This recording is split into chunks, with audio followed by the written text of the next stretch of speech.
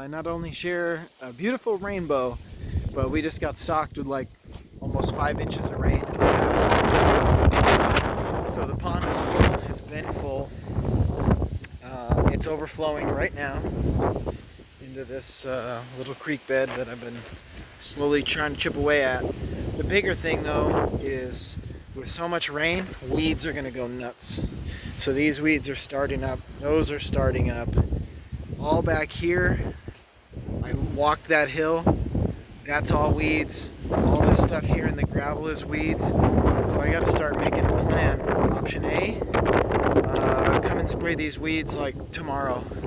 Option B, and that may make me spray them twice, or option B, wait till it's a little later in the season and try to spray them all at once, but that risks having these get huge where I gotta weed whack them and spray them. Tough to say. The good news though is the rainwater collection's working great. All this has been, you see the driveway's holding up well. This used to wash, this whole thing used to run mud over top of the driveway. It's horrible. I got a little French drain that'll slowly pull that. This thing's been pumping, coming down. There's a few pickups on the far side of the driveway that dump into here. And the rain, we're taking a break from the rain right now, so you know it looks a little bit dry, but there was tons of water flowing through here.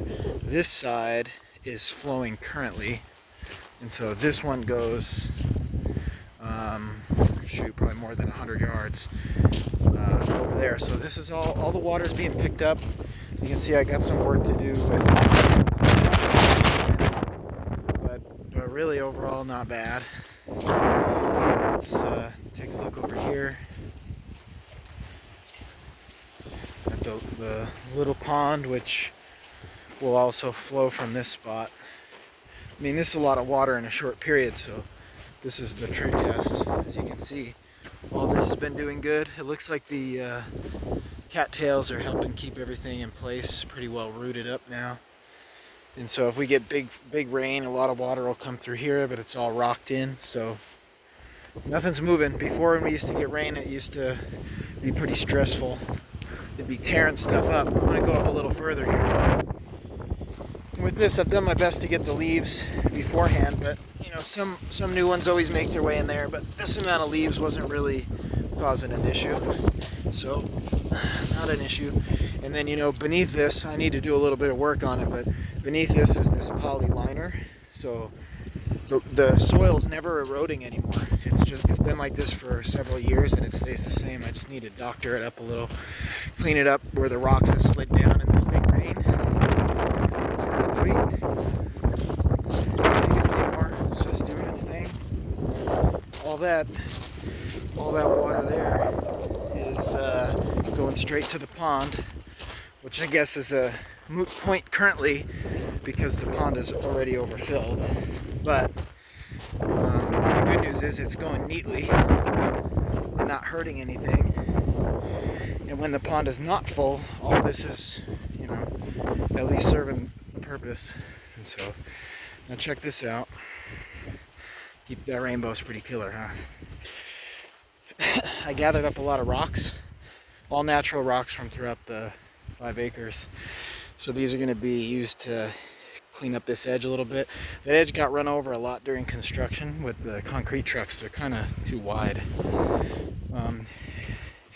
But I doubt you've seen a rainwater collection like this.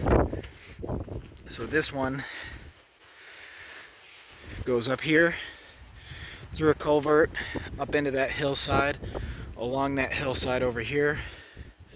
And look, I got it dammed up so all the water's going this way.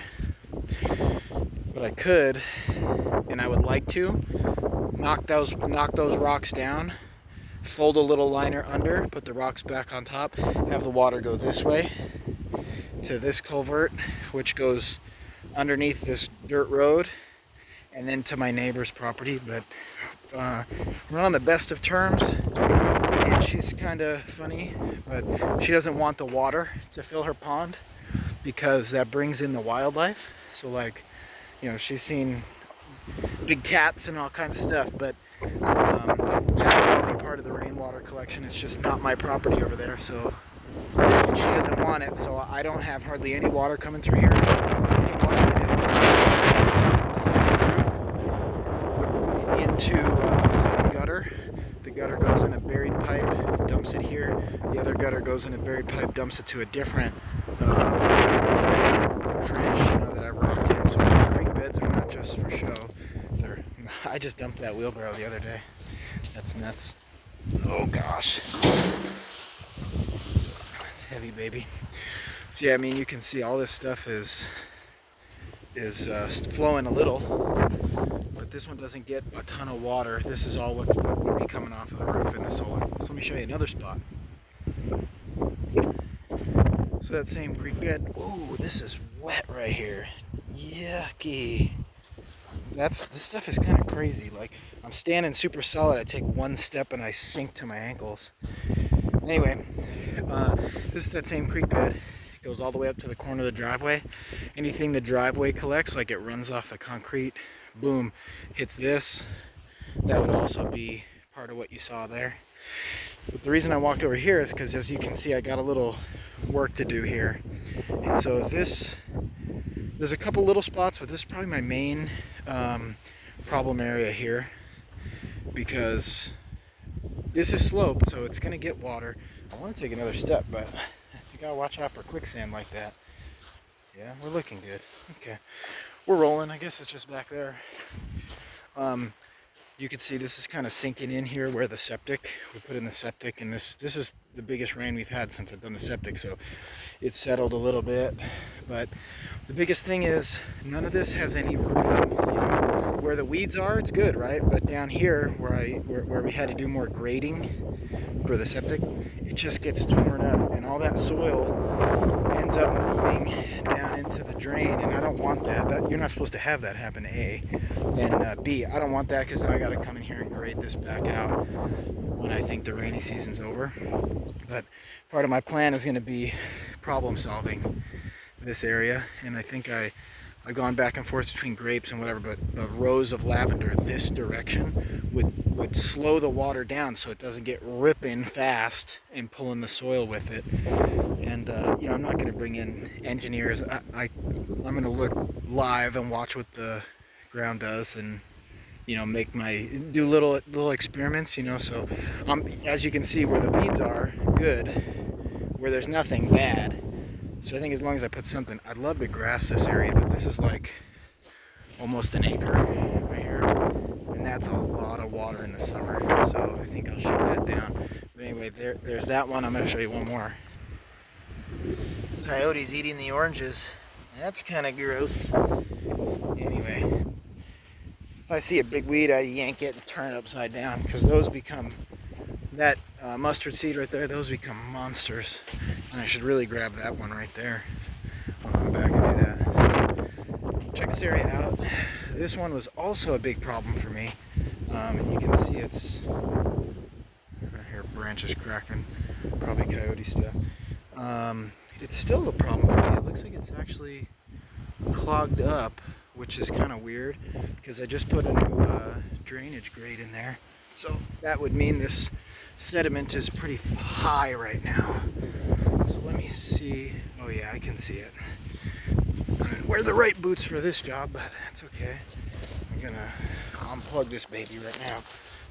It's a bummer because I came through and cleaned this up a little too. You can still see the tag on the sucker. But this is going to help get rid of some water here. The biggest issue, as you can see, is this water gets ripping and it grabs all the sediment, and it'll clog up the drainage grates and stuff. Then when that clogs and runs that way, which, I mean, this isn't bad, this was slow and minimal work, but I'd like to get rid of any of that, free myself up so I don't have to keep maintaining it. So that's what I got. I built this where it's better rocked, it's working good. Down here where it slows down, a little bit of a sediment trap, but I'll clean that out. So all this has been dug out and rocked. Before, the water would tear this whole dirt road up.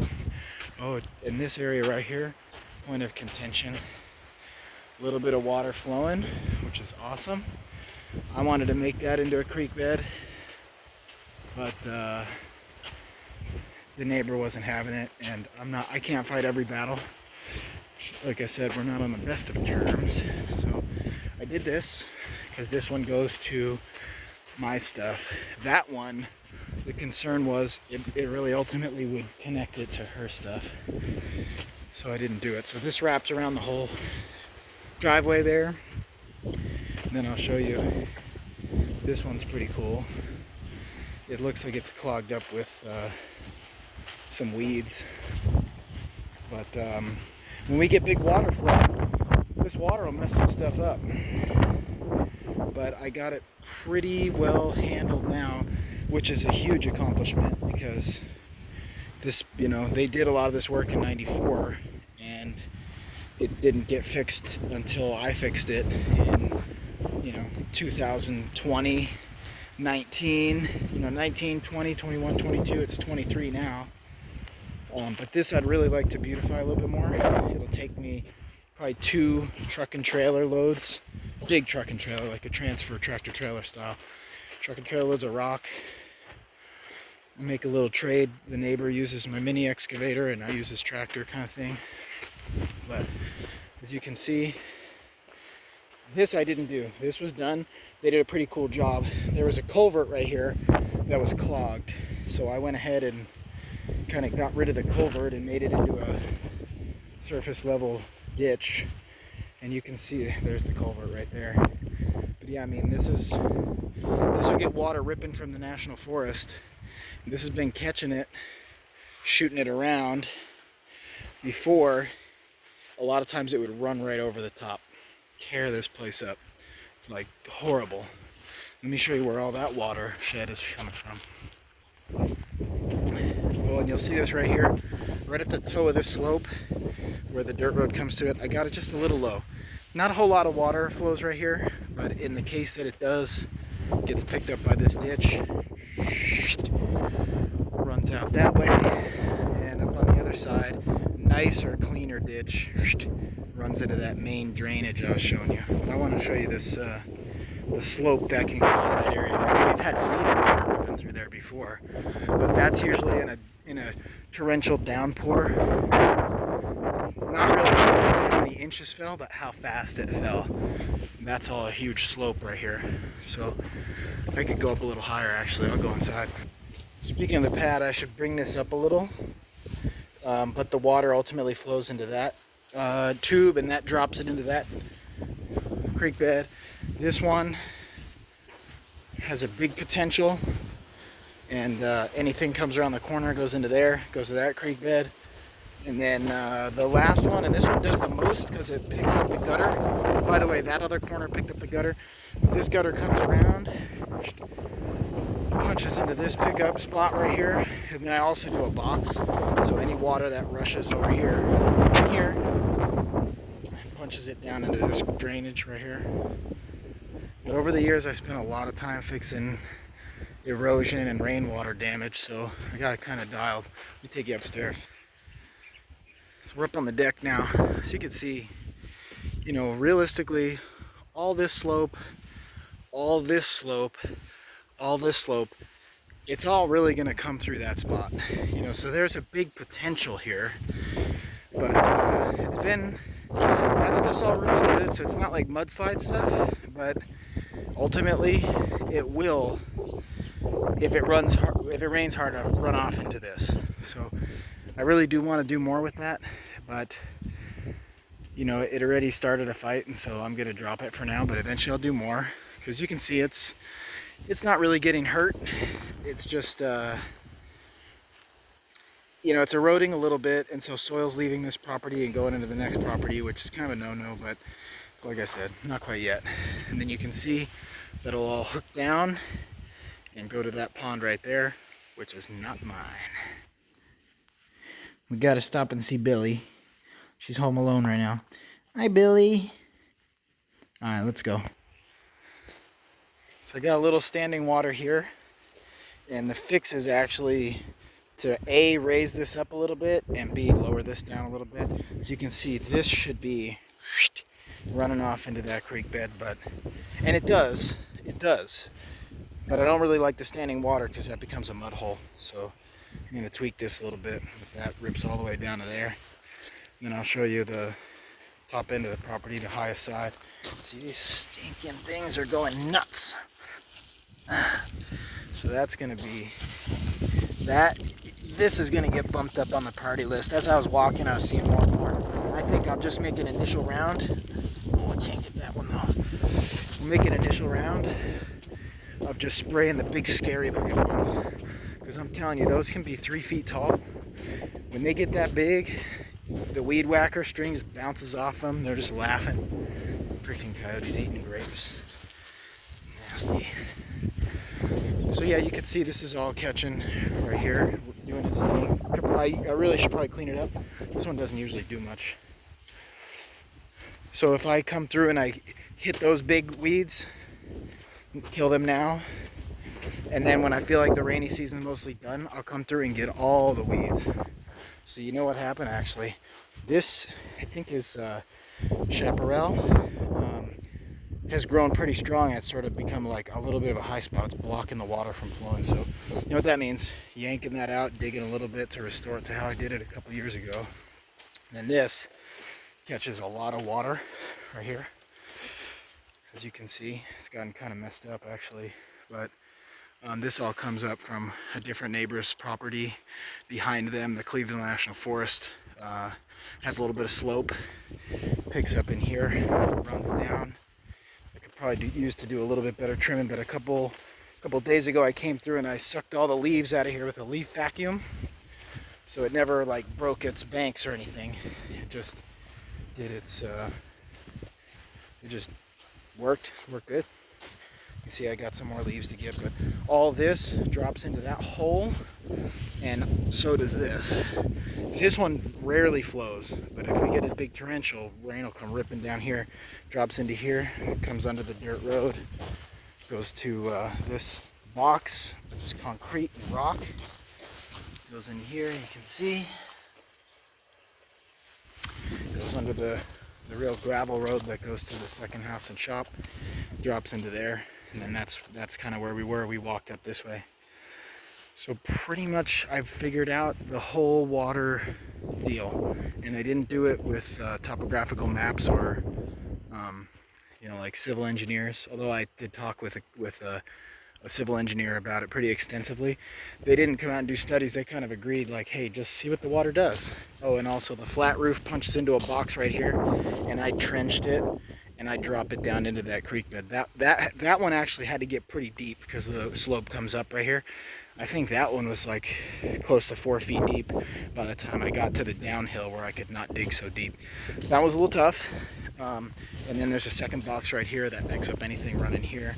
You know, I got a little bit of a thing right there, but I'm not really tripping about that too much. So really it's mostly been dealt with, and I did it mainly by just seeing what the water does and then doing a little experiment, and if it worked, it worked, and then it turned into a lot of little creek beds all over the place and all going into the pond. So the pond sort of catches, and then if we're really ripping, the pond will catch it, slow it down, and then it'll overflow like you saw, slowly. And the neighbor's cool. The neighbor's an engineer, so he's really happy with the water coming onto his property slow. This neighbor down here, he knows some stuff. And so, you know, it's a big amount of work. It's a big property. It's a lot of stuff, but doing the work to manage it, to prevent the damage, has worked a lot better than me running around trying to fix it every year. So hope that helps.